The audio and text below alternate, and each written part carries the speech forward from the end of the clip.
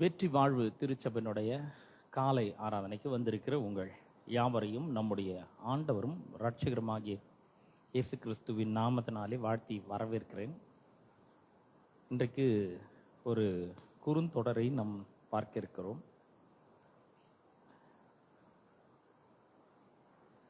ஒரு வேத வசனத்திலிருந்து நான் உங்களுக்காக ஆரம்பிக்கிறேன். அங்கிருந்து ஒரு வசனத்தை நான் வாசிக்கிறேன். அதுக்கப்புறம் அங்கிருந்து நம்ம காரியங்களை பார்க்க ஆரம்பிப்போம். நீதிமொழிகள் 13ஆம் அதிகாரம் 12ஆம் வசனத்தை உங்களுக்காக நான் வாசிக்கிறேன். நீதிமொழிகள் 13ஆம் அதிகாரம் 12ஆம் வசனத்தை நான் உங்களுக்காக வாசிக்கிறேன். நெடுங்காலமாய் காத்திருத்தல் இருதயத்தை இழைக்க பண்ணும், விரும்பினது வரும்போதோ ஜீவ விருட்சம் போல் இருக்கும். மலையாளத்தில் சத்ருஷ வாக்கியங்கள் 13ஆம் அதிகாரம் 13th chapter and verse 12. விரும்பினது வரும்பொழுதோ ஜீவ விருட்சம் போல் இருக்கும். நெடுங்காலமாய் காத்திருத்தல், அதை பற்றி தான் இன்றைக்கு நாம பார்க்க போறோம். ரொம்ப நாள் ஒரு விஷயம் நடக்கும் அப்படின்னு சொல்லி நம்பிட்டே இருக்கிறோம். ஆனால் அது நடக்கலை, தாமதம் ஆகுது. நம்பிக்கை கொஞ்சம் கொஞ்சமாக இழக்க ஆரம்பிக்கிறோம். விசுவாசத்தை கொஞ்சம் கொஞ்சமாக விட ஆரம்பிக்கிறோம். நம்முடைய பிடி தளர ஆரம்பிக்குது. அதுதான் பிசாசுக்கு வேணும். எப்படியாவது நம்முடைய பிடி தளர வேண்டும். விசுவாசிக்கிறத நம்ம நிறுத்தி கொள்ள வேண்டும். நாம் பின்வாங்க வேண்டும். நம்முடைய நம்பிக்கை நாம் இழக்க வேண்டும். அவிசுவாசத்தை அவன் உள்ள புகுத்த பார்க்கிறான்.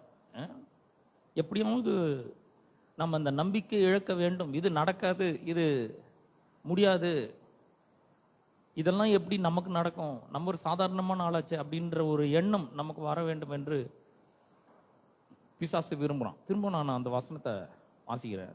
நெடுங்காலமாய் காத்திருக்குதல் இருதயத்தை இழைக்க பண்ணும், விரும்பினது வரும்போதோ ஜீவ விருட்சம் போல் இருக்கும். ആശാ വിളംബനം ഹൃദയത്തെ ക്ഷീണിപ്പിക്കുന്നു, ഇച്ഛ നിവൃത്തിയോ ஜீவவிருட்சம் தன்னே. எவ்வளோ அற்புதமாக சொல்லப்படுறது. ரொம்ப நாள் நம்ம காத்திருக்கிறோம். ஒருவேளை நீங்கள் இந்த சபையில் இருக்கலாம், அல்லது யூடியூப்ல ஃபேஸ்புக்கில் பார்த்து கொண்டு இருக்கலாம். ஒரு விஷயத்துக்காக நெடுங்காலமாய் நீங்கள் காத்து கொண்டு இருக்கலாம். கர்த்தர் இந்த காலை வேளையில உங்களை பார்த்து சொல்றாரு, நீங்கள் எதை நம்பிக்கொண்டு இருக்கிறீர்களோ அதை நான் செய்வேன். எதை விசுவாசித்து கொண்டிருக்கிறீர்களோ அதை நான் செய்வேன். எது நடக்க வேண்டும் என்று காத்து கொண்டிருக்கிறீர்களோ அதை நான் செய்வேன்.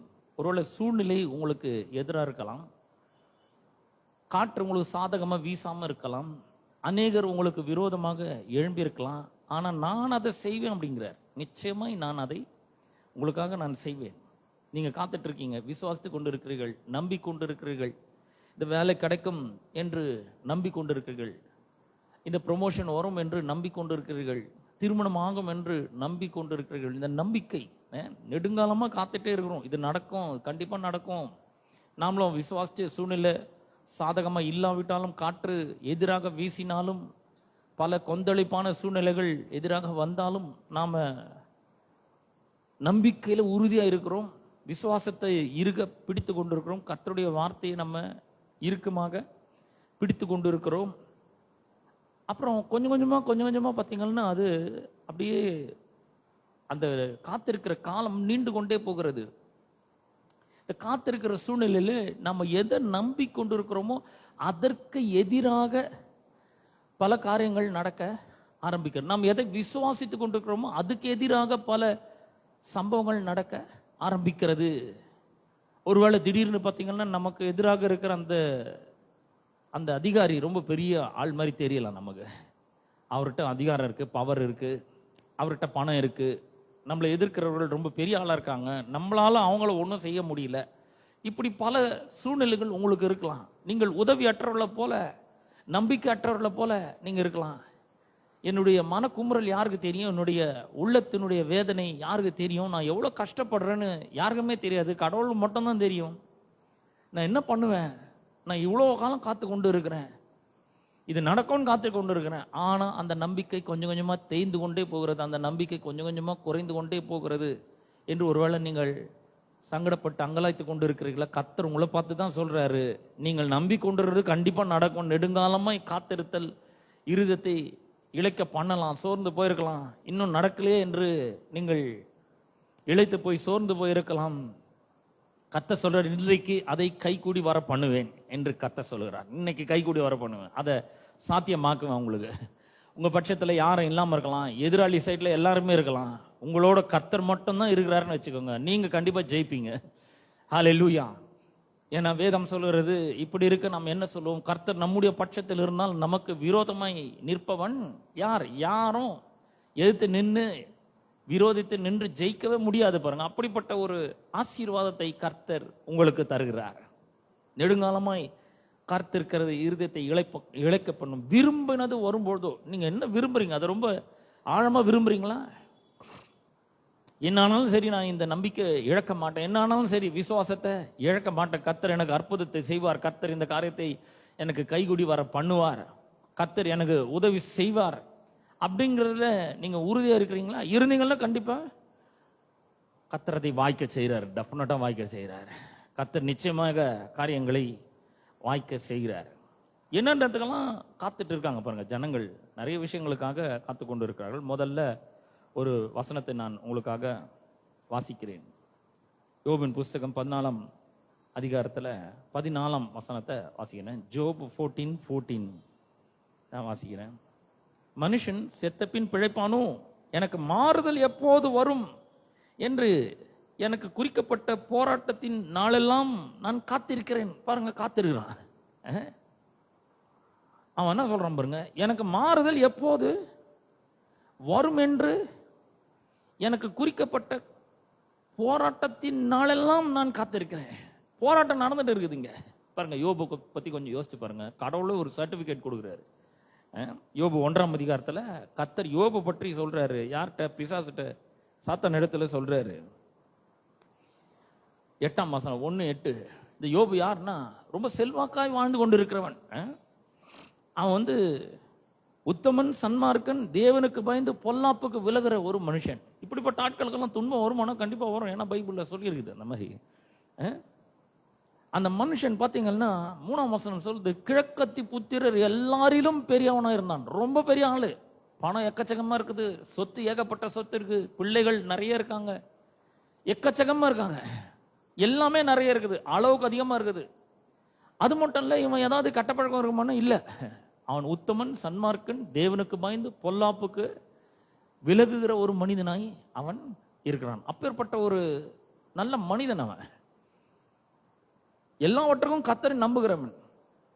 அவனுக்கு திடீர்னு ஒரு பிரச்சனை வருது. என்னன்னா, சாத்தான் கர்த்தரிடத்துல போய் அவன் நிக்கிறான், தேவ சமூகத்தில் நிக்கிறான். கர்த்தர் அவனை பார்த்து கேட்கிறாரு 8ஆம் வசனத்துல, கர்த்தர் சாத்தானை நோக்கி, என் தாசனாகி யோபின் மேல் கவனம் வைத்தாயோ, உத்தமனும் சன்மார்க்கனும் தேவனுக்கு பயந்து பொல்லாப்புக்கு விலகுருமான அவனை போல பூமியில் ஒருவனும் இல்லை என்றார். கர்த்தரை சர்டிபிகேட் கொடுக்கிறார். என்ன மாதிரி வாழ்ந்துக்கிறான் பாருங்க. அவ்வளவு உத்தமன், அவ்வளவு சன்மார்க்கன், தேவனுக்கு பயப்படுகிறவன், பொல்லாப்புக்கு விலகிறவன், அவனை மாதிரி பூமியில ஒரு ஆள் கூட கிடையாது. அப்பேற்பட்ட ஒருத்தனுக்கு சில சிக்கல்கள் வருகிறது வாழ்க்கையில, பெரிய போராட்டம் வருகிறது. திடீர்னு ஒரே நாள்ல அடுத்தடுத்து பல பிரச்சனைகள் வருது. உங்களுக்கு அந்த மாதிரி நேர்ந்திருக்குதா? ஒரு பிரச்சனை வருது, அந்த பிரச்சனை எப்போ முடியும் அப்படின்னு காத்துட்டு இருக்கிறோம், அந்த பிரச்சனைக்கு பதில் எப்போ வரும்னு காத்துட்டு இருக்கிறோம், ஜெபம் பண்றோம், விசுவாசிக்கிறோம், கடவுளோட வார்த்தை எடுத்து ஒரு போக்காக அறிக்கை செய்கிறோம், விசுவாசத்தை கொண்டு இருக்கிறோம், அந்த வசனத்தெல்லாம் நம்ம இருதயத்துல வச்சு காத்து கொண்டு விசுவாசிக்கிறோம், கண்ணுக்கு முன்னாடி வைக்கிறோம், இருதயத்தை அதனால் நிரப்புறோம், மனதை அதனால் புதுப்பிக்கிறோம்.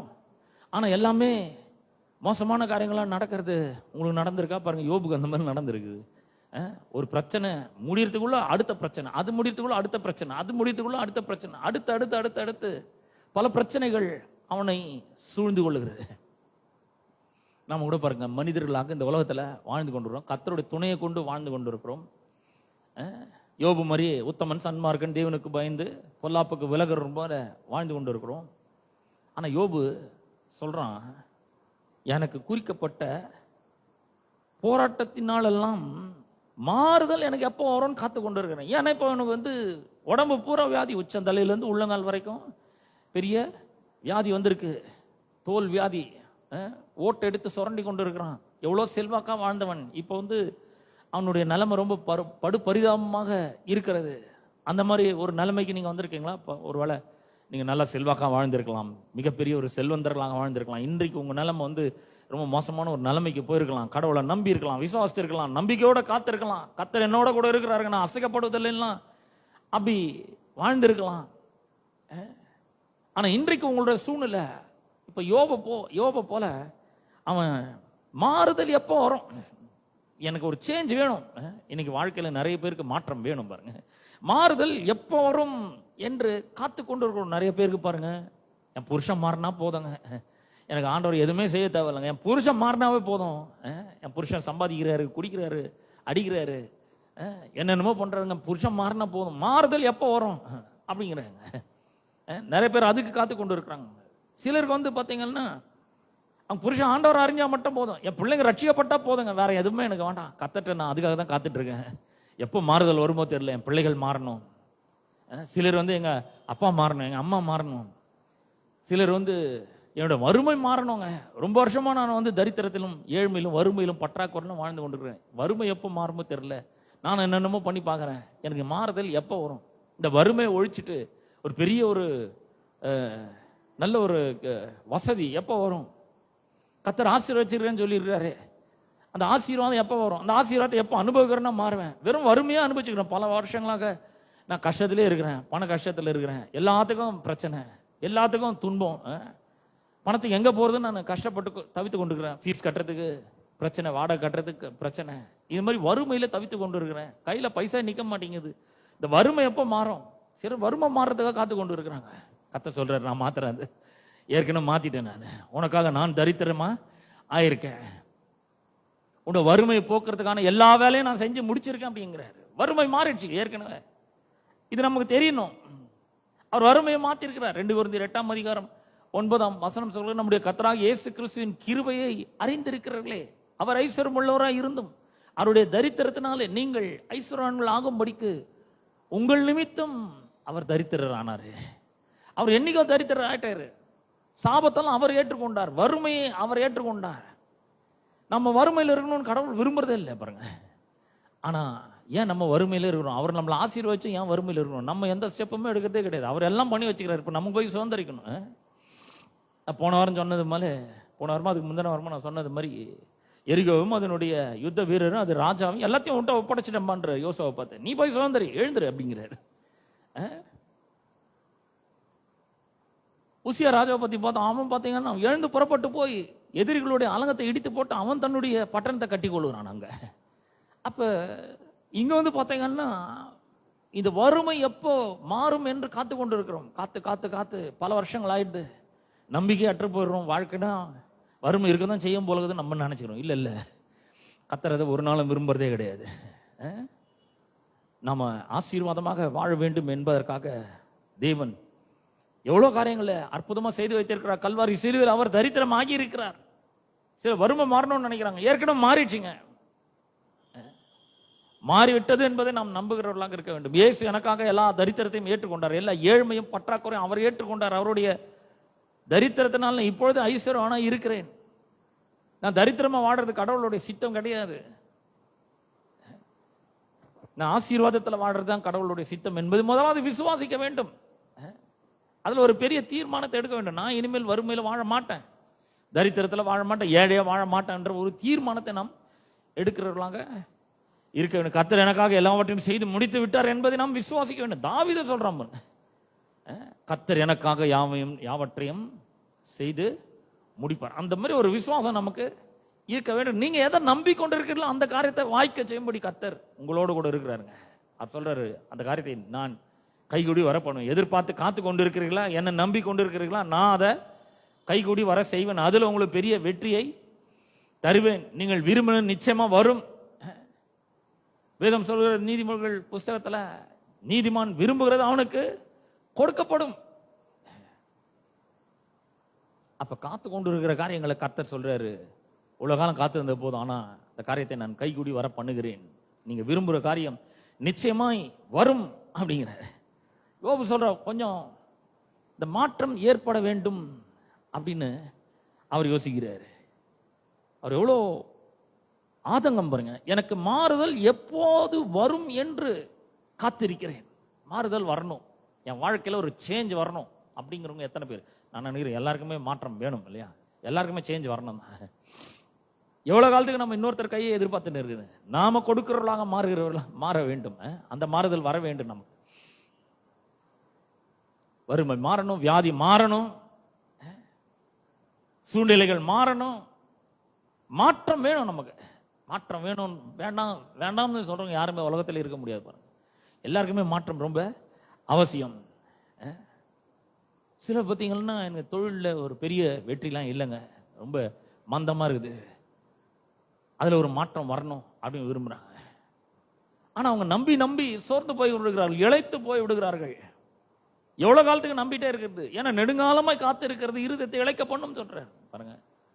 வேதாமத்தில் கூட வியாதியில இருந்தவங்க நிறைய பேர் அவங்களுக்கு எப்படிதான் சுகம் வருமோ அப்படின்னு அங்கலாய்த்து கொண்டு இருக்கிறார்கள். ஒரு ஸ்திரீ 12 வருஷமாய் பெரும்பாடு அழுது எவ்வளவு காத்துன்னு இருப்பா பாருங்க. 12 வருஷம்ன்றது எவ்வளவு பெரிய ஒரு நீண்ட கால காத்திருத்தல் அது. 12 வருஷமாய் பெரும்பாடு உள்ள ஒரு ஸ்திரீ.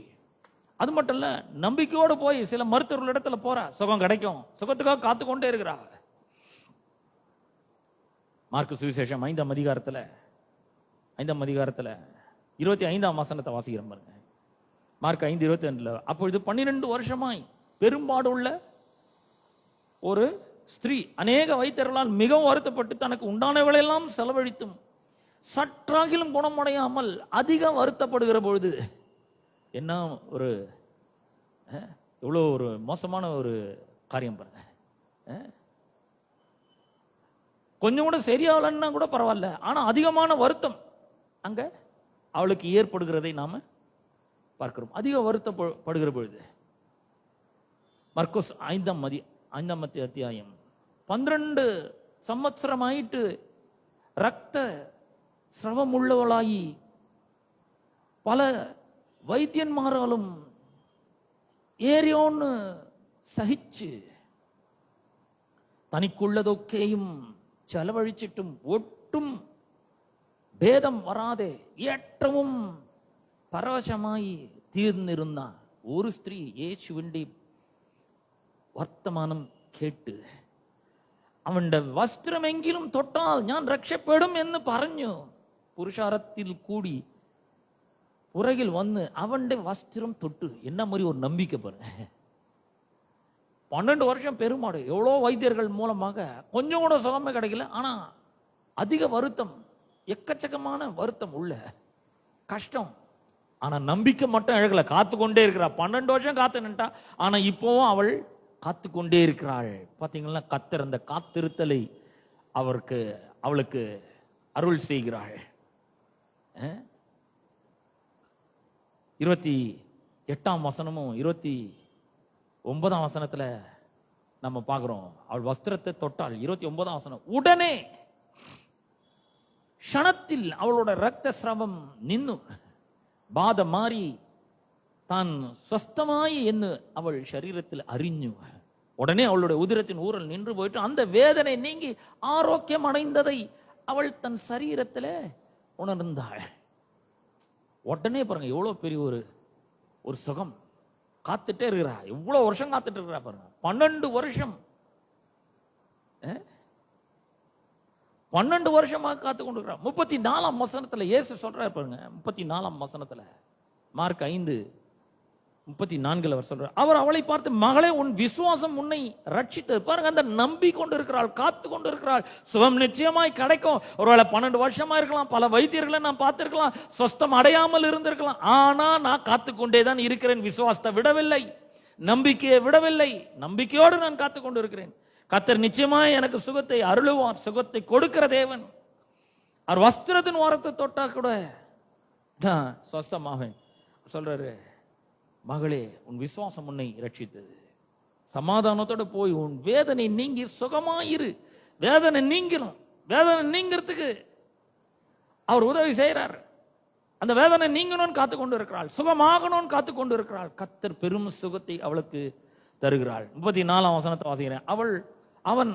அவளோடு மகளே, നിന്റെ വിശ്വാസം നിന്നെ രക്ഷിച്ചിരിക്കുന്നു. സമാധാനത്തോടെ പോയി ബാധ ഒഴിഞ്ഞ് സ്വസ്ഥമായിരിക്ക എന്ന് പറഞ്ഞു. என்ன ஒரு அற்புதம் பாருங்க. வேதனை நீங்கட்டும், சுகமா ஆகட்டும், நீ சமாதானமா இருக்கணும், அதைத்தான் நான் விரும்புறேன் அப்படிங்கிறாரு. இன்றைக்கு கூட நான் உங்களை பார்த்து சொல்றேன், கர்த்தர் இதே தான் உங்களுக்கும் விரும்புறாரு. சமாதானத்தோடு இருக்கணும், வேதனை நீங்கணும், சுகமா இருக்கணும். பிரியமானவர்களே, நான் உங்களுக்கு சொல்றேன், 12 வருஷம்ன்றது ஒரு பெரிய ஒரு நீண்ட ஆண்டுகள் தான். அது பயங்கரமான ஆண்டுகள். 12 வருஷம்ன்றது சாதாரணம் கிடையாது. மிக நீண்ட காலம் அவள் வியாதியாய் கிடக்கிறாள். யாராவது எனக்கு சுகத்தை தர மாட்டாங்களா? யாராவது எனக்கு ஆரோக்கியத்தை தர மாட்டாங்களா? என் சரீரம் சரியாகாதா? நான் சொஸ்தமாக மாட்டேனே என்று அவள் ஏங்கி தவித்து கொண்ட 12 வருஷம். 12 வருஷமே ரொம்ப நீண்ட காலம் இல்ல. லூக்கா 13ஆம் அதிகாரத்தில் நான் சில வசனங்களை வாசிக்கிறேன். லூக்கா 13ஆம் அதிகாரம் 10ஆம் வசனத்திலிருந்து வாசிக்கிறேன். 13:10 ஒரு ஓய்வு நாளில் அவர் ஜெப ஆலயத்தில் போதகம் பண்ணி கொண்டிருந்தார். அப்பொழுது 18 வருஷமாய் பலவீனப்படுத்தும் ஆவியை கொண்ட ஒரு ஸ்திரீ அங்கே இருந்தால். அவள் எவ்வளவும் நிமிரக்கூடாத கூனியா இருந்தாள். 18 வருஷம் இங்க 18 வருஷமா காத்து கொண்டு இருக்கிறார். எதுக்கு? சுகத்துக்காக காத்து கொண்டு இருக்கிறார். ஏன்? எப்படி? அவள் நம்பிக்கையோட இருந்தாலும் ஆமா, விசுவாசத்தால ஆமா, விசுவாசம். ஏன்? எப்படி தெரியுது? அவள் விசுவாசம் நம்பினா அப்படின்னு எப்படி தெரியுதுன்னா, தேவாலயத்துக்கு வந்து இருக்கிறாங்க. அவ தேவாலயத்துக்கு வருகிறாள். 12ஆம் வசனம் பாருங்க. இயேசு அவளை கண்டு தம்மிடத்தில் அழைத்து, ஸ்திரீயே, உன் பலவீனத்தில் நின்று விடுதலையாக்கப்பட்டாய் என்று சொல்லி அவள் மேல் தமது கைகளை வைத்தார். உடனே அவள் நிமிர்ந்து தேவனை மகிமைப்படுத்தினாள். நம்ம ஒரு ஆச்சரியம் பாருங்க. 18 வருஷமா காத்து கொண்டிருக்கிறாள் விசுவாசத்தோடு. ஒவ்வொரு வாரமும் சர்ச்சைக்கு போறா, பிரேயர் மீட்டிங்கு போறா, வெள்ளிக்கிழமை ஜபத்துக்கு போறா, புதன்கிழமை மீட்டிங்க்கு வரா, வேதப்பாட வகுப்புக்கு வரா, துதி ஆராதனை வச்சா வரா. 18 வருஷமா நம்பிக்கையோட வரா, தேவாலயத்துக்கு வந்துட்டே இருக்கிறா. அவள் தேவாலயத்தில் இருக்கிறதே அவள் தேவனை நம்புகிறாள், சுகத்துக்காக கர்த்தரை நம்புகிறாள் என்பதை அது காண்பிக்கிறது. லூக்கோஸ் 13ஆம் அதிகாரத்தில் 10ஆம் வசனத்திலிருந்து வாசிக்கிறேன். ஒரு சபத்தில் அவன் ஒரு பள்ளியில் உபதேசித்து கொண்டிருந்தும் அவருடைய 18 சம்பத்சரமாகி ஒரு ரோகாத்மாவு பாதிச்சுட்டு ஒட்டும் நிவிர்வான் கழியாதே கூனியாய ஒரு ஸ்திரீ உண்டாயிருந்தோம். യേശു അവളെ കണ്ട് അടുക്കെ വിളിച്ചു, സ്ത്രീയെ, നിന്റെ രോഗബന്ധനം അഴിഞ്ഞിരിക്കുന്നു എന്ന് പറഞ്ഞ് അവളോട് മേൽ കൈവച്ച് അവൾ ക്ഷണത്തിൽ നിവർന്ന് ദൈവത്തെ മഹത്വപ്പെടുത്തി. ഒരേ நொடிதான். அப்படியே 18 வருஷமா ஒரு பலவீனப்படுத்துகிற ஆவி. 18 வருஷம். ஆனா நம்பிக்கை விடவே இல்லை. காத்திருக்கிறாள். சுகம் நிச்சயமா கிடைக்கும், கர்த்தர் எனக்கு உதவி செய்வார், கர்த்தர் எனக்கு துணை நிற்கிறார், அவர் என் வலது கை பிடிச்சு கொண்டு இருக்கிறார், அவர் என்னை கைவிடவே மாட்டாரு. நான் தேவாலயத்துக்கு போவேன், ஒருவேளை எல்லாம் என்ன கேலி பண்ணலாம், ஆனா நான் தேவாலயத்துக்கு போவேன். நம்ம கூட பாருங்க, பல வருஷங்களாக காத்து கொண்டு இருக்கிறோம்.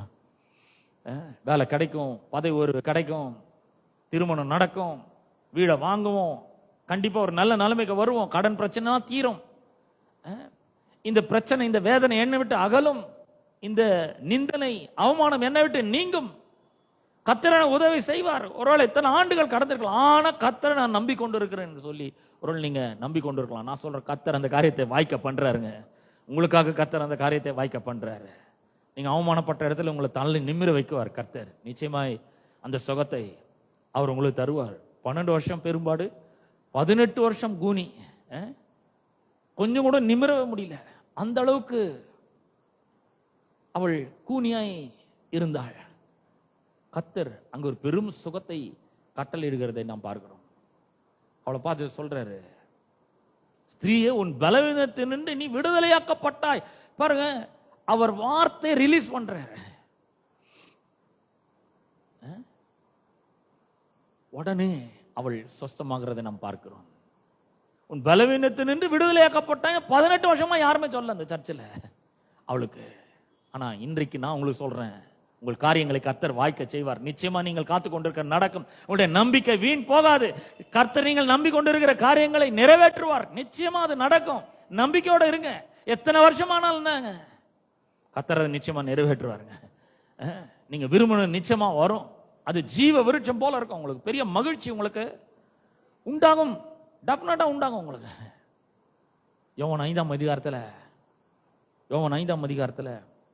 5ஆம் வசனத்தை வாசிக்கிற பாருங்க. யோவான் 5:5 38 வருஷம் வியாதி கொண்டிருந்த மனுஷன் ஒரு மனுஷன் அங்கே இருந்தாங்க.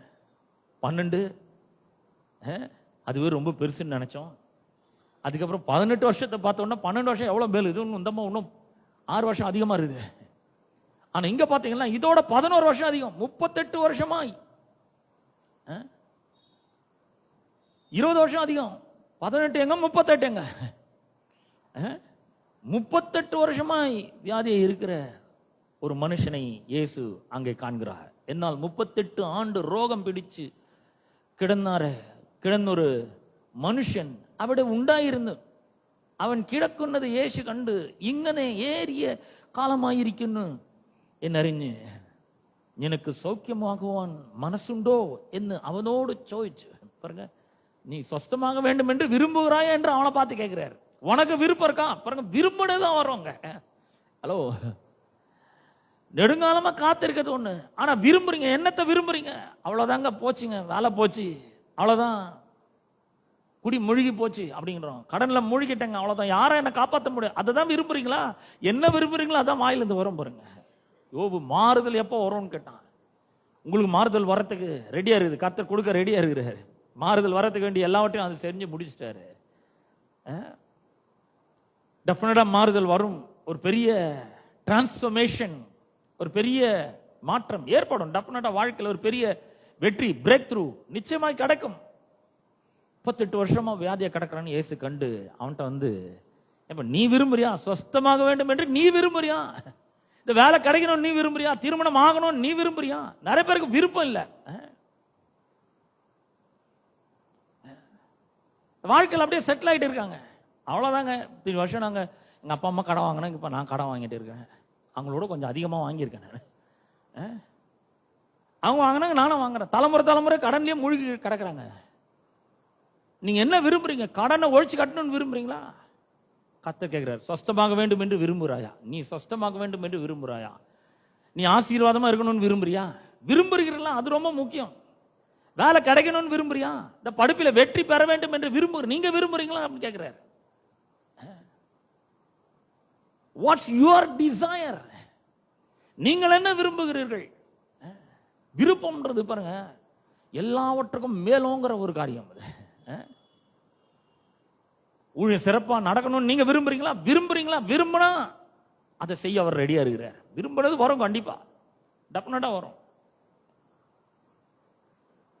செழிப்பாகணும்னு விரும்புறியா கேட்கிறார். பலர் வந்து கடன்லயே மூழ்கி கிடக்குறாங்க.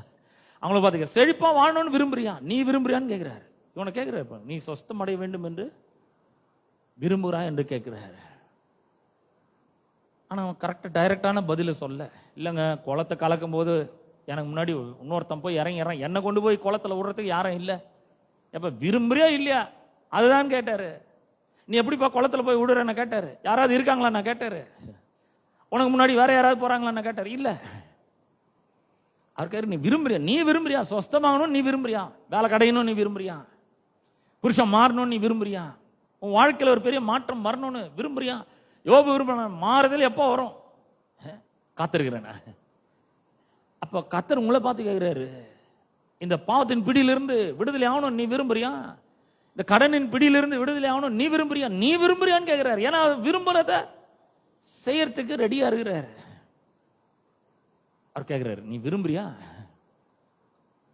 அவன் என்னென்னமோ சொல்றான். கடைசியில இயேசு அவனை பார்த்து 8ஆம் வசனத்துல அவர் சொல்றாரு, இயேசு அவனை நோக்கி, எழுந்திரு, உன் படுக்கை எடுத்துக்கொண்டு நட என்றார்.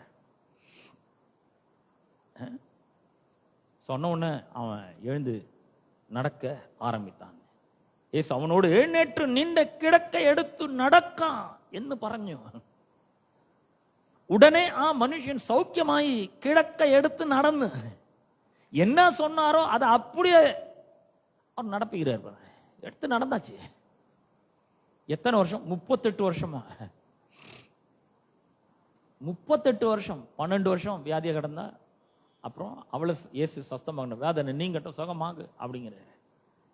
அப்புறம் 18 வருஷமா கூனியா இருக்கிறா, அவளை பார்த்து ஒரு நொடியில சொஸ்தமாகிட்டாரு. 38 வருஷம் வியாதியில கிடக்குறான். நான் உங்களை பார்த்து சொல்றேன், எத்தனை வருஷம்ன்றது முக்கியம் கிடையாது. நீங்க விரும்புறீங்களா? நீங்க காத்திருக்கிறீங்களா? நீங்க நம்பிக்கையோட இருக்கீங்களா? விசுவாசத்தோட இருக்கீங்களா?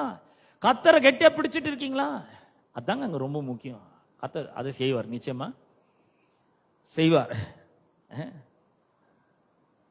பிள்ளைகள் வாழ்க்கை மாறணும்னு விரும்புறீங்களா? கர்த்தர் நிச்சயமா பிள்ளைகளை மாற்றுவார். தொழில் சம்பந்தமாக ஒரு பெரிய மாற்றம் வேணும்னு விரும்புறீங்களா? கர்த்தர் அது நிச்சயமா தொழில் சம்பந்தமா ஒரு பெரிய மாற்றத்தை கொண்டு வருவார். பதவி உயர்வை கொண்டு வருவார். வேலையை நிச்சயமா உங்களுக்கு தருவார். வறுமை மாறும். நிச்சயமா மாற்றம் எப்போது வரும் கேட்டுக்கணுங்க. இப்பவே வந்து கொண்டு இருக்கிறங்க. ஏற்கனவே மாறியாச்சு உங்க நிலமெல்லாம். இயேசு என்னைக்கு வந்தாரோ அன்னைக்கே மாறியாச்சு. இயேசு என்றைக்கு சிலுவையில தியாக பலியாக தம்மையா ஒப்பு கொடுத்தாரு அன்னைக்கே எல்லாம் மாறிடுச்சுங்க. மாறி இருக்குன்றதை விசுவாசிக்கணும். இப்ப அப்ப கண்டிப்பா ஒரு பெரிய மாற்றம் வந்து விட்டது. கர்த்தர் நீங்க காத்து கொண்டிருக்கிற காரியங்களை நிச்சயமாக அவர் செய்து முடிக்கிறார். அதே யோபு புஸ்தகத்துல இன்னொரு வசனத்தை வாசிக்கிறேன். யோபு புஸ்தகத்துல 30ஆம் அதிகாரத்துல ஒரு வசனத்தை வாசிக்கிறேன். யோபு 30:26. நன்மைக்கு காத்திருந்த எனக்கு தீமை வந்தது, வெளிச்சத்தை வர பார்த்து கொண்டிருந்த எனக்கு இருள் வந்தது. நிறைய பேர் காத்து கொண்டு இருக்கிறாங்க, நெடுங்காலமாய் காத்து கொண்டிருக்கிறாங்க. என்னத்துக்கு? நன்மைக்கு காத்திருந்த நன்மைக்காக காத்திருக்கிறாங்க. எனக்கு ஒருத்தர் தெரியும் பாருங்க, அவர் அரசாங்க வேலைக்காக காத்திருந்தாரு. எத்தனையோ வருஷமா காத்துட்டு இருந்தாரு. வயசு ஏறிட்டே போயினே இருக்கு. எல்லாரும் அவரை பார்த்து சொன்னாங்க, என்னப்பா நீ இன்னத்துக்கு போயிருந்தவன் அந்த சம்பளத்தெல்லாம் நீ வந்து கிராஸ் பண்ணி வந்திருப்பியே, ஏன் வேலைக்கு போகாம இருக்க? எல்லாம் பார்க்குறவங்கலாம், எங்கள் தெருவில் பார்க்குறவங்கலாம் கேட்பாங்க. அவர் சொல்கிறேன், எனக்கு அரசாங்க வேலை கிடைச்சாதான் நான் அந்த வேலைக்கு போவேன், நான் திருமணம் பண்ணுவேன். எத்தனையோ வருஷம் காத்திருந்தார். எவ்வளோ பேர் அவருக்கு வந்து அவர்கிட்ட கேள்வி கேட்டு அசௌகரியத்தை ஏற்படுத்தினார்கள், அவமானப்படுத்தினார்கள். சிலர் வந்து ஏளனம் பண்ணினார்கள். இவ்வளோ வயசாச்சு, உனக்கு இனி மேலே எங்கே கிடைக்க போகுதுன்னு. ஆனால் கடைசியில் அவருக்கு அரசாங்க வேலை கிடைச்சது பாருங்க. அரசாங்க வேலை கிடைச்சது, அவருக்கு திருமணமும் ஆனது. கர்த்தர் நம்பினார். அவர் எனக்கு அரசாங்க வேலை கிடைக்கும் கண்டிப்பா. ஒருவேளை நீங்க அரசாங்க வேலைக்காக காத்து கொண்டு இருக்கலாம், அது நிச்சயமா கிடைக்கும் உங்களுக்கு.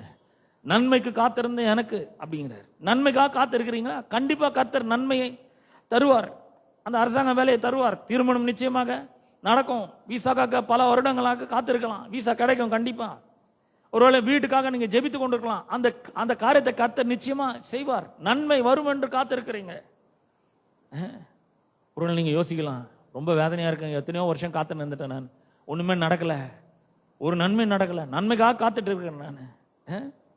இடம் வாங்கணும்னு காத்துட்டு இருக்கிறேன், வீடு கட்டணும்னு காத்துட்டு இருக்கிறேன். கர்த்தர் சொல்ற, எந்த நன்மைக்காக நீங்கள் காத்து கொண்டு இருக்கிறீர்களோ அதை கர்த்தர் செய்து முடிப்பாருங்க. கர்த்தர் நிச்சயமா அதை செய்வார். நிறைய வருஷம் காத்துட்டு இருக்கீங்க, உங்க காத்திருப்புக்கெல்லாம் ஒரு பெரிய முடிவு வந்து விட்டது. எந்த நன்மைக்காக நீங்கள் காத்து கொண்டிருக்கிறீர்களோ உறுதியா இருங்க, அதுல அசைக்கப்படாது இருங்க. கர்த்தர் நிச்சயமா செய்வார். கர்த்தர் போய் சொல்றதுக்கு ஒரு மனுஷன் கிடையாது. இன்னைக்கு கர்த்தர் உங்களை பார்த்து சொல்றாரு, நீங்க நன்மைக்கு காத்துறீங்களா? கண்டிப்பா அது வரும். வெளிச்சம் நிச்சயமா வரும். ஒருவேளை நன்மைக்காக காத்துக்கிற உங்களை சுற்றிலும் தீமை வந்திருக்கலாம், நிஜத்துல ஏகப்பட்ட தீமை வந்திருக்கலாம் உங்களுக்கு. ஆனா நன்மைக்காக காத்துருங்க, நிச்சயமா காத்துருங்க. கர்த்தர் நிச்சயமாக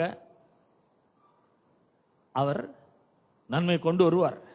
அப்போஸ்தலர் 10ஆம் அதிகாரம் 38ஆம் வசனத்தை உங்களுக்காக நான் வாசிக்கிறேன். அப்போஸ்தலர் 10ஆம் அதிகாரம் 38ஆம் வசனத்தை வாசிக்கிறேன். நசரேயனாகிய இயேசுவை தேவன் பரிசுத்த ஆவியினாலும் வல்லமையினாலும் அபிஷேகம் பண்ணியிருந்தார். கர்த்தர் அவருடனே கூட இருந்தபடினாலே அவர் நன்மை செய்கிறவராயும் பிசாசின் பிடியில் அகப்பட்ட யாவரையும் குணமாக்குகிறவராயும் சுற்றித்திருந்தார். இயேசு நன்மை செய்கிறவருங்க.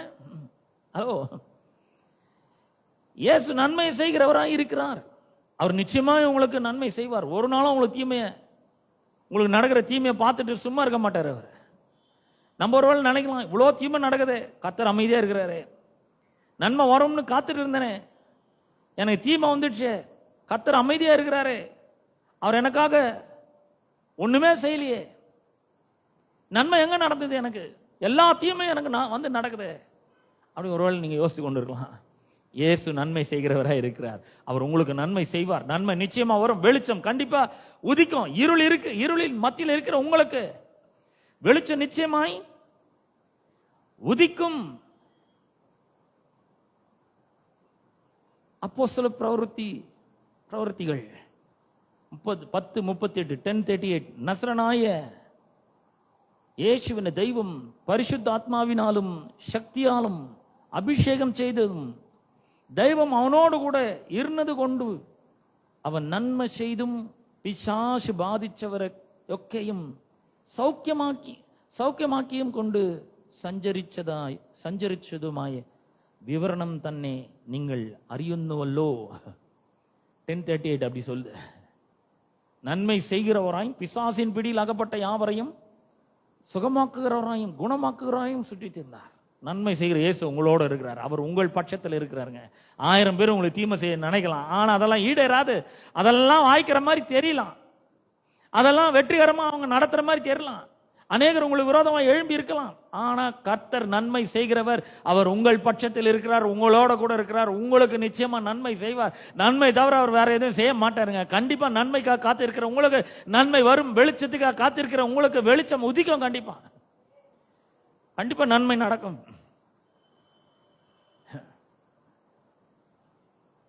கர்த்தர் சொல்றார், அவங்க எதிர்பார்த்திருக்கிற காரியங்களை நான் செய்வேன். கண்டிப்பா எதிர்பாருங்க. நன்மை நிச்சயமாய் எதிர்பாருங்கள்.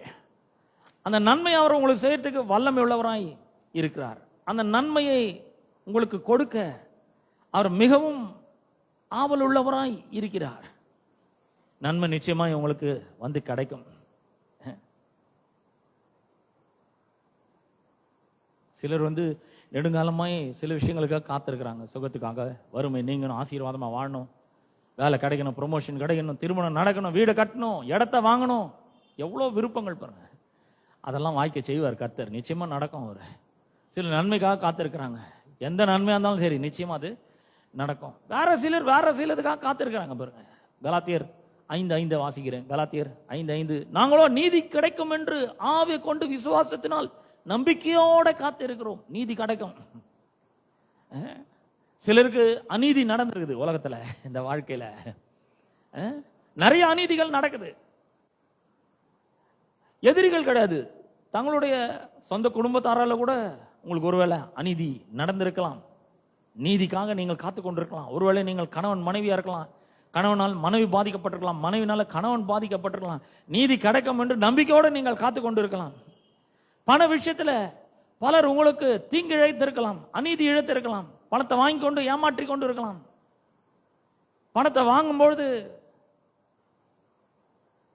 பல இரக்கமான வார்த்தைகளை பேசி உங்கள்கிட்ட வாங்கியிருக்கலாம். ஆனால் அதை கேட்கும்போது பெரிய பிரச்சனை வந்திருக்கலாம். பண விஷயத்துல அநீதி நடந்திருக்கலாம். உங்களுக்கு சொத்து விஷயத்துல நிறைய பேருக்கு அநீதி நடந்திருக்கலாம். சிலர்லாம் பாருங்க, ஆண்டவரை ஏத்துக்கிறதுனாலே அவங்க குடும்பத்துல இருந்து சொத்து கொடுக்க மாட்டேன்னு சொல்லி அனுப்பிச்சிடுவாங்க. அந்த மாதிரிலாம் நாங்கள் பார்த்துருக்கேன் நிறைய. சொத்து விஷயத்துல அநீதிகள் நடந்திருக்கலாம். கர்த்தர் உங்களை பார்த்து சொல்றார், நீதிக்காக காத்து இருக்கிற உங்களுக்கு நீதி நிச்சயமாய் கிடைக்கும். சிலருக்கு பார்த்தீங்கன்னா வேலை ஸ்தலத்தில் ஒரு பெரிய பிரச்சனை, படிக்கிற இடத்துல பிரச்சனை, வேலை ஸ்தலத்தில் பிரச்சனை, பல அநீதிகள் நடந்து கொண்டே இருக்கிறது. தொடர்ந்து ஒருவேளை உங்களுக்கு அநீதிகள் நடந்திருக்கலாம். நீதி கிடைக்கிறதுக்காக நீங்க காத்து கொண்டிருக்கலாம். ஆண்டவரே உமக்கு முன்பாக நான் உத்தமனா இருக்கிறேன், சன்மார்க்கனா இருக்கிறேன். யோபு கூட அப்படி வேண்டுதல் பண்ணான். தாவீது சொல்றான், நான் உனக்கு முன்பாக மன உத்தமமா நடந்தது நினைச்சு பாரும் அப்படிங்கிறான். எசேக்கியா ராஜா கூட அப்படி சொல்றான். அவனும் சொல்றான், ஆண்டவரே அதெல்லாம் கொஞ்சம் நினைச்சு பாருங்க, நான் எப்படி உமக்கு முன்பாக எப்படி நடந்து கொண்டேன் என்பதை கொஞ்சம் நினைச்சு பாருங்க ஆண்டவரே அப்படிங்கிறான். எப்படி அவன் நடந்துக்கினான்னு கர்த்தர்ட்டயே சொல்றான் பாருங்க. 2 ராஜாக்கள் 20ஆம் அதிகாரம் 3ஆம் வசனத்தை வாசிக்கிறேன். 2 ராஜாக்கள் 20:3 வாசிக்கிறேன். கர்த்தாவே, நான் உமக்கு முன்பாக உண்மையும் மன உத்தமாய் நடந்து உமது பார்வைக்கு நலமானதை செய்தேன் என்பதை நினைத்தருளும் என்று விண்ணப்பம் பண்ணான். யாருன்னா எசேக்கியா ராஜா. அவன் விண்ணப்பம் பண்றான். என்னங்க, நான் எவ்வளோ உத்தமா இருக்கிறேன், எவ்வளோ உண்மையா இருக்கிறேன், எவ்வளோ நேர்மையா இருக்கிறேன். உம்முடைய பார்வைக்கு நலமானதை செஞ்சு, என் பார்வைக்கு நலமானது கிடையாது, உம்முடைய பார்வைக்கு நலமானதை செய்தேன் என்பதை நினைத்தரணும். பாருங்க, ஒருவேளை நீங்கள் நீதியாய் நேர்மையாய் நியாயமாய் நடந்து அது நிமித்தமாக உங்களுக்கு பல அநீதிகள் இழைக்கப்பட்டிருக்கலாம். கர்த்தர் உங்களை பார்த்து சொல்றாரு, நிச்சயமாய் உங்களுக்கு நீதி கிடைக்கும், உங்களுக்கு நீதி கிடைக்கும், வெற்றி கிடைக்கும். இந்த உலகம் நீதியான உலகம் அல்ல, அது அநீதி நிறைந்த உலகம். அப்ப இந்த அநீதி நிறைந்த உலகத்துல நிச்சயமாய் உங்களுக்கு நீதி கிடைக்கும். நீங்க யாரா வேண்டுமானாலும் இருக்கலாம், ஆனா கர்த்தர் தான் உங்களுக்கு நீதியை செய்ய முடியும். கர்த்தர் நிச்சயமாய் உங்களுக்கு நீதியை செய்வார். நீதிக்காக நீதி கிடைக்கும் என்று காத்து கொண்டு இருக்கிற உங்களுக்கு நிச்சயமாய் நீதி கிடைக்கும். எவ்வளவு அற்புதமான வார்த்தைகள் பாருங்க. நெடுங்காலமாய் காத்திருக்க இருதயத்தை இழைக்க பண்ணும், விரும்பினது வரும்பொழுதோ அது ஜீவ விருட்சம் போல இருக்கும் அப்படிங்கிற. அப்ப சிலருக்கு மாற்றம் வரும்னு காத்துட்டு இருக்காங்க, சிலர் நன்மை நடக்கும்னு காத்திருக்காங்க, சிலர் நீதி கிடைக்கும் அப்படின்னு காத்துட்டு இருக்காங்க. வேற சிலர் இன்னொரு வசனத்தை வாசிக்கிறேன். எபிரேயர் 6ஆம் அதிகாரம் 15ஆம் வசனத்தை வாசிக்கிறேன். எபிரேயர் 6:15. அப்படி அவன் பொறுமையாய் காத்திருந்து வாக்குதத்தம் பண்ணப்பட்டதை பெற்றான். சிலர் தேவன் வாக்குதத்தம் பண்ணினதை பெற்றுக்கொள்ள காத்திருக்கலாம். நீங்க எந்த கேட்டகரியில வரீங்களோ எனக்கு தெரியாது. ஒருவேளை மாறுதல் வரும், எப்போ வரும்னு காத்து கொண்டிருக்கலாம்.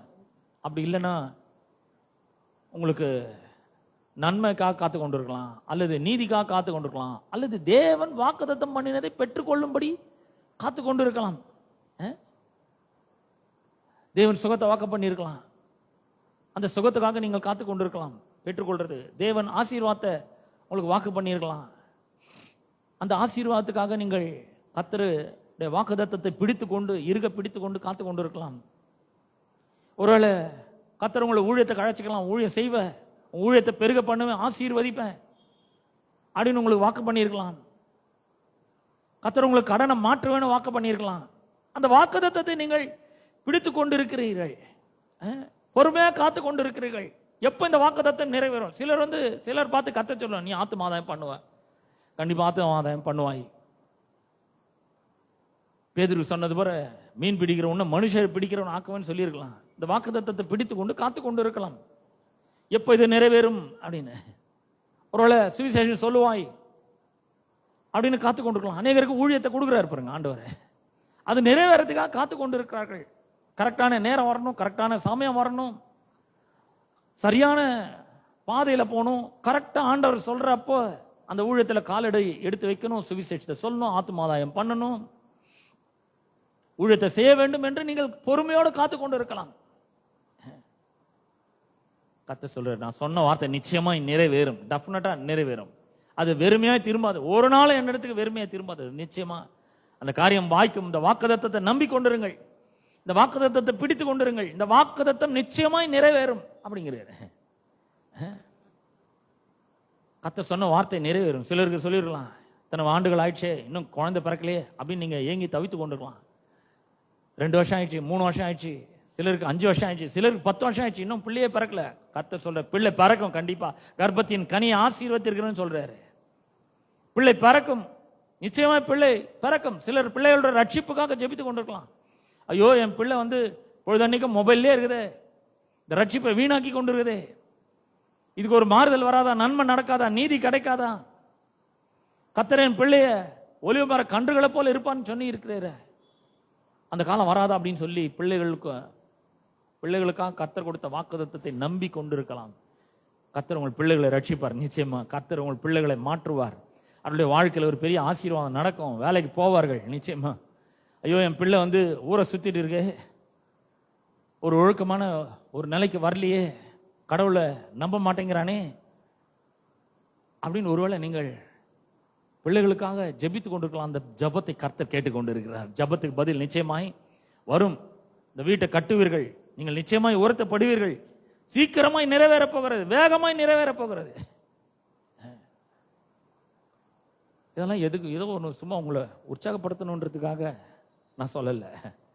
உண்மையாகவே அவர் சொல்றார், சீக்கிரமா நிறைவேற்றுவேன்னு அவர் சொல்லியிருக்கிறார். எரேமியா 1:12 வசனத்தை வாசிக்கிறார். எரேமியா 1:12, என் வார்த்தையை தீவிரமாய் நிறைவேற்றுவேன், என் வார்த்தையை தீவிரமாய் நிறைவேற்றுவேன். கண்டிப்பா நிறைவேற்றுவேன், இது நிச்சயமா நடக்கும். அந்த வாக்குத்தத்தம் நிறைவேறும். கண்டிப்பா நீங்கள் நம்பிக்கொண்டிருக்கிற காரியங்கள் நிச்சயமாய் நடக்கும். ஒரு அற்புதமான தேவனை நாம் ஆராதிக்க கொண்டிருக்கிறோம் என்பதை கொஞ்சம் எண்ணி பாருங்கள். கர்த்தர் உங்களுக்கு நன்மை கிடைக்க செய்வார். மாறுதல் நிச்சயமா வரும். ஒரு சேஞ்சுக்காக காத்து கொண்டிருக்கிறீங்க, கண்டிப்பா கர்த்தர் சொன்ன வாக்குத்தத்தம் ஒன்னா இருக்கும். நீங்க கஷ்டப்பட்டு கொண்டு இருப்பீர்கள், ஆனா மாறுதல் நிச்சயமா வரும். நன்மைக்காக காத்து கொண்டிருக்கிற உங்களுக்கு நிச்சயமா நன்மை கிடைக்கும். நீதி கிடைக்கும்னு காத்து கொண்டு இருக்கிற உங்களுக்கு நிச்சயமா நீதி கிடைக்கும். கர்த்தருடைய வாக்குத்தத்தம் நிறைவேறாதா? அவர் இவ்வளவு வாக்கு பண்ணியிருக்கிறாரே, நான் இவ்வளவு கஷ்டப்பட்டு கொண்டு இருக்கிறேன்னு எவ்வளவு வார்த்தைகள் மூலமா பேசி இருக்கிறாரு, அது ஒன்றும் நடக்கவே இல்லையே, எல்லாம் ஆப்போசிட்டா நடக்குது, எதிராக நடக்குதுன்னு ஒருவேளை நீங்க கலங்கி தவித்து கொண்டிருக்கலாம். இப்பொழுது துன்பத்துக்குள்ளாக கடந்து சென்று கொண்டிருக்கலாம். நான் சொல்றேன், நிச்சயமா மாறுதல் வரும், நன்மை நடக்கும், நீதி கிடைக்கும். கர்த்தர் இந்த வாக்குத்தத்தத்தை நிச்சயமா நிறைவேற்றுவாருங்க. கண்டிப்பா நிறைவேற்று. எத்தனை பேர் சொல்றீங்க கண்டிப்பா கர்த்தர் நிறைவேற்றுவார்? ஆமென். நம்ம எல்லாரும் எழுந்து நிற்போம். கர்த்தர் உங்களை ஆசீர்வதிப்பாராக. எல்லாரும் எழுந்து நிற்போம். கேட்ட சத்தியத்துக்காக கர்த்தருக்கு நன்றி செலுத்துவோம். ஹல்லேலூயா. கர்த்தாவே உமக்கு ஸ்தோத்திரம். ஆண்டவரே உமக்கு நன்றி செலுத்துறோம். இயேசுவின் நாமத்திலே உம்மண்டை நாங்கள் வருகிறோம். ஆண்டவரே, இந்த அற்புதமான மன மகிழ்ச்சியின் நாளுக்காக உமக்கு நன்றி செலுத்துறோம். தேவாதி தேவன், கர்த்தாதி கர்த்தர், நீர் நல்லவரும் நன்மை செய்கிறவருமாய் இருக்கிறீர். நெடுங்காலமாய் காத்திருத்தல் இருதத்தை இழைக்க பண்ணும், விரும்பினது வரும்பொழுதோ ஜீவ விருட்சம் போல இருக்கும் சொன்னீரே. ஆண்டவரே, எதெல்லாம் நடக்கணும்னு நாங்கள் விரும்புகிறோமோ அதையெல்லாம் நீர் நடத்தி காண்பிக்கிற தேவனாய் இருக்கிறீர். எங்கள் பட்சத்தில் நீர் இருக்கிற தேவனாய் இருக்கிறீர். ஆண்டவரே உமக்கு நன்றி செலுத்துறோம். மாறுதல் எப்போ வரும்னு காத்து கொண்டு இருக்கிறவர்களுக்கு மாறுதல் வருகிறதற்காக உமக்கு நன்றி செலுத்துறோம். மாறுதலை நீர் தருகிறதற்காக உமக்கு நன்றி ஆண்டவரே. மாறுதல் வந்து இருக்கிறதுக்காக உமக்கு ஸ்தோத்திரம். எல்லாவற்றையும் நீர் மாற்றி போட்டு இருக்கிறதற்காக உமக்கு நன்றி செலுத்துறோம் கர்த்தாவே. ஆண்டவரே, தேவாதி தேவன், கர்த்தாதி கர்த்தர், ஒரு பெரிய மாற்றத்தை அவர்களுடைய வாழ்க்கையில நீர் ஏற்படுத்தி இருக்கிறதுக்காக உமக்கு ஸ்தோத்திரம். வேலை கிடைக்கட்டும், திருமண வாழ்க்கை அமையட்டும், வீடை கட்டட்டும், இடத்தை வாங்கட்டும். ஆண்டவரே, தேவனுக்கு பிரியமாய் வாழட்டும், சுகத்தை விரும்பட்டும், ஆசீர்வாதத்தை விரும்பட்டும். ஆண்டவரே, ஆண்டவரே, நீர் எங்களை பார்த்து விரும்புறியா, நீ விரும்புறியான்னு கேட்கிறீர். ஆண்டவரே, ஆமா ஆண்டவரே, நாங்கள் அந்த வேலையை விரும்புகிறோம், பதவி உயர்வை விரும்புகிறோம், திருமணத்தை விரும்புகிறோம், வீடை விரும்புகிறோம், இடத்தை வாங்க விரும்புகிறோம். ஆமா, நாங்க விரும்புறோம் சொல்றோம். ஆண்டவரே, உண்மை பார்த்து இந்த ஜப வேளையிலே நாங்கள் உண்மை பார்த்து சொல்றோம், ஆமா எங்களுக்கு மாற்றம் வேணும், நன்மை வேண்டும். ஆண்டவரே, நன்மை கிடைக்கும் என்று காத்து கொண்டு இருக்கிறோம், வெளிச்சம் உதிக்கும் என்று காத்து கொண்டு இருக்கிறோம். கர்த்தாவே, ஏற்கனவே நீ நன்மை செய்கிறவராய் இருக்கிறீர். நீர் எங்கள் பட்சத்தில் இருக்கிறதற்காக உங்களுக்கு ஸ்தோத்திரம். நீதி கிடைக்கும் என்று காத்து கொண்டு இருக்கிற எங்களுக்கு நீதி கிடைக்கட்டும். இந்த உலகம் அநீதி நிறைந்த உலகமாய் இருக்கிற ஆண்டவர், அநேகர் எங்களுக்கு அநீதி செய்கிறார்கள். ஆண்டவரே, மக்க நன்றி செலுத்துறோம். ஆனால் நீர் நீதி உள்ள தேவனா இருக்கிறீர், நீதியை சரி கட்டுகிற தேவனா இருக்கிறீர். எங்களுக்காக நீர் ஆண்டவரை யுத்தம் பண்ணுகிற தேவனா இருக்கிறீர். எங்களுக்காக நீர் வழக்காடுகிற தேவனா இருக்கிறீர். நீர் எங்களுடைய அட்வொகேட்டா இருக்கிறீர். அதற்காக உமக்கு ஸ்தோத்திரம். ஆண்டவரே, எங்களுக்கு நீதி கிடைக்க செய்வீராக. நீதிக்காக காத்து கொண்டு இருக்கிற எங்களுக்கு நீதி உண்டாகிறதற்காக உமக்கு ஸ்தோத்திரம். ஆண்டவரே, நீரே எங்களுடைய நீதியா இருக்கிறதற்காக உமக்கு நன்றி செலுத்துறோம். ஆண்டவரே, உமக்கு ஸ்தோத்திரம். ஆண்டவரே, வாக்குத்தத்தம் நிறைவேற நாங்கள் காத்து கொண்டு இருக்கிறோம். எபிரேயர் 6:15 நாங்கள் வாசிக்கிறோம், வாக்குத்தத்தத்தை பெற பொறுமையோடு காத்திருந்தான் என்று நாங்கள் வேதத்திலே வாசிக்கிறோம். அதுக்கு முன்னாடி ஒரு வசனம் முன்னாடி சொல்லுது, கர்த்தர் நிச்சயமாய் உன்னை ஆசீர்வதிக்கவே ஆசீர்வதித்து உன்னை பெருகவே பெருக பண்ணுவேன்னு சொல்லிட்டு தான் இதை சொல்றீர். இந்த வாக்குத்தத்தத்தை பெறுவதற்கு அவன் பொறுமையுடன் காத்திருந்தான் என்று சொல்லி இருக்கிறது. இயேசுவின் நாமத்தினால் நாங்கள் கூட பொறுமையோடு காத்திருக்கிறோம். ஆண்டவரே, சொன்ன காரியங்கள் நிறைவேறும். ஆண்டவரே, இந்த ஊழியம் நிச்சயமாய் நடக்கும். ஆண்டவரே, ஆத்துமாதத்தை பண்ணுவோம், சுவிசேஷத்தை அறிவிப்போம், வேலை கிடைக்கும், திருமண வாழ்க்கை அமையும், வீடு கட்டுவோம், இடத்தை வாங்குவோம். ஆண்டவரே, பிள்ளைகள் ரட்சிக்கப்படுவார்கள், பிள்ளைகள் பந்தய சுற்றிலும் ஒலிவமர கன்றுகளைப் போல இருப்பார்கள், பிள்ளைகள் அற்புதங்களாகவும் அடையாளங்களாகவும் இருப்பார்கள். ஆண்டவரே, பிள்ளைகளுடைய சமாதானம் பெரிதாக இருக்கும். எல்லாம் நடக்கும். ஆண்டவரே, எல்லா வாக்குத்தத்தங்களும் எங்களோட வாழ்க்கையில வந்து நிறைவேறுகிறதற்காக உமக்கு ஸ்தோத்திரம். அதெல்லாம் நிறைவேற பண்ணுகிற தேவன் நீர் எங்கள் பட்சத்தில் இருக்கிறதற்காக உமக்கு நன்றி செலுத்துறோம். கோடான கோடி நன்றிகளை நாங்கள் ஏறெடுக்கிறோம். ஆண்டவரே, ஜனங்கள் அநேக காரியங்களுக்காக காத்து கொண்டிருக்கலாம், விரும்பி கொண்டிருக்கலாம். ஆண்டவர், அவர்கள் நம்பிக்கை இழக்காதபடி, அவர்கள் விசுவாசத்தை விட்டு விடாதபடி இருக்கட்டும். 12 வருஷமா விசுவாசத்தை விட்டு விடாமல் சுகம் கிடைக்கும் என்று நம்பிக்கையோடு காத்திருந்தவளுக்கு சுகத்தை தந்திரே. 18 ஆண்டுகள் கூனியா இருந்தவள் எவ்வளவு அவமானப்பட்டிருப்பாள். இன்னும் கர்த்தரை நம்புறியா என்று சொல்லி அநேகர் அவளை கேலி செய்திருப்பார்கள், ஏளனம் செய்திருப்பார்கள். அதையெல்லாம் பொருட்படுத்தாமல் ஒவ்வொரு வாரமும் திருச்சபைக்கு வந்து கர்த்தருடைய சுகத்துக்காக காத்திருந்தாள். அவளுக்கு சுகம் கிடைத்ததே. அப்பா உமக்கு நன்றி செலுத்துறோம். இயேசுவின் நாமத்திலே ஆண்டவரே, நாங்கள் உமக்காக காத்து கொண்டு இருக்கிறோம். அந்த காரியம் நடக்கும், நன்மை நடக்கும். ஆண்டவரே உமக்கு நன்றி செலுத்துறோம். வெளிச்சம் வரும் கண்டிப்பா. ஆண்டவரே மாறுதல் நிச்சயமா வரும். ஆண்டவரே நீதி கிடைக்கும் என்று நம்புகிறோம். ஆண்டவரே வாக்குத்தத்தம் நிறைவேறும் என்று காத்திருக்கிறோம். இதெல்லாம் காரியங்கள் வாய்க்கட்டும் என்று ஜெபிக்கிறேன். அதெல்லாம் வரும்பொழுது அவர்கள் ஜீவ விருட்சம் போல இருக்கிறதற்காக உங்க சோத்திரம். ஜனங்களை ஆசீர்வதிப்பீராக. வியாதியோடு வந்திருக்கிற ஒவ்வொருவருக்காக ஜெபிக்கிறேன். வியாதி நீங்க சுகம் உண்டாகட்டும். ஆண்டவரே கடனோடு வந்திருக்கிற ஒவ்வொருவருக்காக ஜெபிக்கிறேன். ஆண்டவரே பண பிரச்சனைகளாம் நீங்கட்டும். செழிப்பு ஏராளமும் தாராளமும் நன்மை உண்டாகட்டும் என்று ஜெபிக்கிறேன். ஆண்டவரே பழைய ஜனங்களை ஆசீர்வதியும். துதிகன மகிமை எல்லாவற்றும் ஒருவருக்கே நாங்கள் செலுத்துகிறோம். இயேசுவின் நாமத்தில் ஜெபிக்கிறோம் பிதாவே. ஆமென் ஆமென். நம்முடைய கர்த்தராகிய இயேசு கிறிஸ்துவின் கிருபையும் பிதாவாகிய தேவனுடைய அன்பும் பரிசுத்த ஆவியானுடைய அந்யோன்ய ஐக்கியமும் பாதுகாலும் வழிநடத்தலும் இன்றும் என்றும் சதா காலங்களிலும் நாம் அனைவரோடும் என்றும் இருப்பதாக. Amen amen. God bless you all. பின்னாடி உங்களுக்காக ஒரு சின்ன ஸ்நாக்ஸ் ஆயத்தமாய் வைக்கப்படுறது. தயவுசெய்து அதை சாப்பிட்டு செல்லும்படி அன்போடு கேட்டுக்கொள்கிறேன். God bless you all.